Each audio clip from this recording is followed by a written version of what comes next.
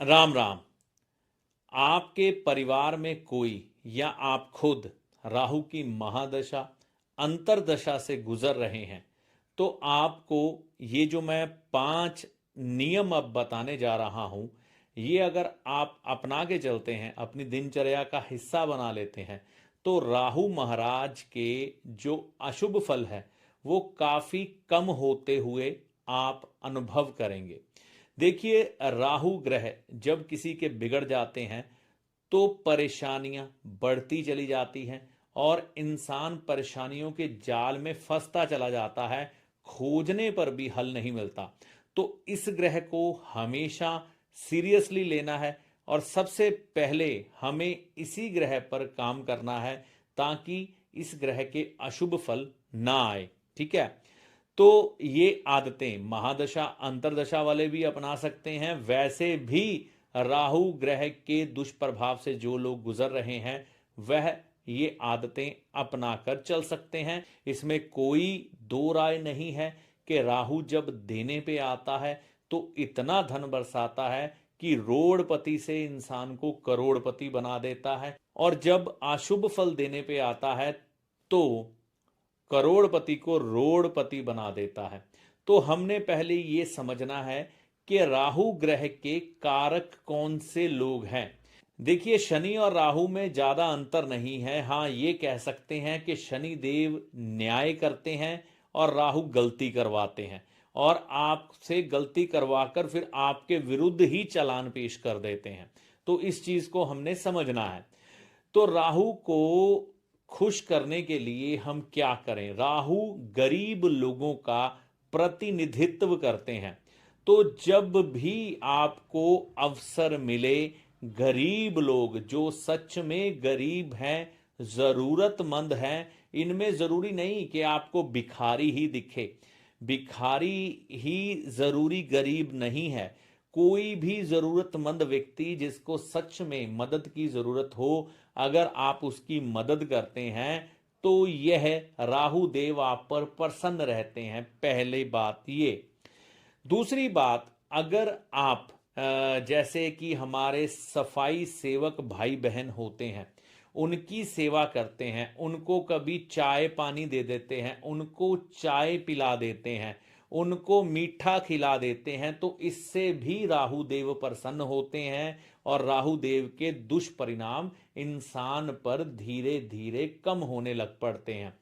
अगली चीज जो आ जाती है, आपके घर की जो टॉयलेट सीट है, आपके घर की टॉयलेट सीट अगर आप खुद से साफ करते हैं और उसकी पूरी क्लीनिंग रखते हैं, अच्छे से साफ सुथरी आपके घर की टॉयलेट सीट रहती है, तो इससे भी राहु ग्रह प्रसन्न होते हैं। आगे चलता हूं। राहु देव सबसे ज्यादा प्रसन्न उस समय होते हैं जब इंसान माता सरस्वती की आराधना करने वाला हो। माता सरस्वती क्योंकि राहु देव की देवी है ना। तो आपको जब भी मौका मिले, माता सरस्वती के मंदिर में पीला प्रसाद चढ़ाना ना भूलें। हाँ, भारत में कई जगह ऐसी हैं जहां पर माता सरस्वती जी का मंदिर जल्दी नहीं मिलता, तो माता दुर्गा जी को ही माता सरस्वती का स्वरूप मान के उनको भी पीला प्रसाद आप चढ़ा सकते हैं, क्योंकि सभी देवियां मां दुर्गा के अधीन हैं। तो हम अगर मंदिर ना मिले तो माता दुर्गा जी को ही पीला प्रसाद मां सरस्वती जी का ध्यान करते हुए चढ़ा सकते हैं।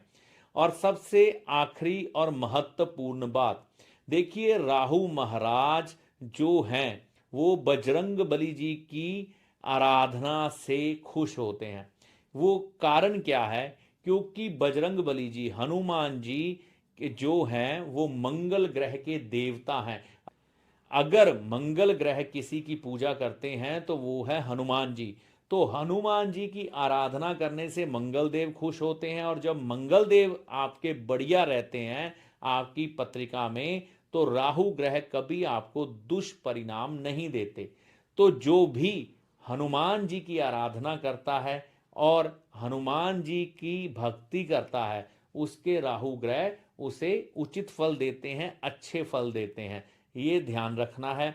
और कुछ एक बातें कि आप राहु की महादशा से गुजर रहे हो, अंतरदशा से गुजर रहे हो, आपके परिवार में से कोई राहु ग्रह की महादशा अंतरदशा में गुजर रहा हो, तो सबसे पहले बड़े बुजुर्गों से बहसबाजी ना करें, जितना संभव हो सके इससे बचें और नॉन वेज का प्रयोग करना बंद कर दें। इन थोड़ी सी बातों का ध्यान रख के आप अपने राहु ग्रह को अच्छा और शुभकारी बना सकते हैं।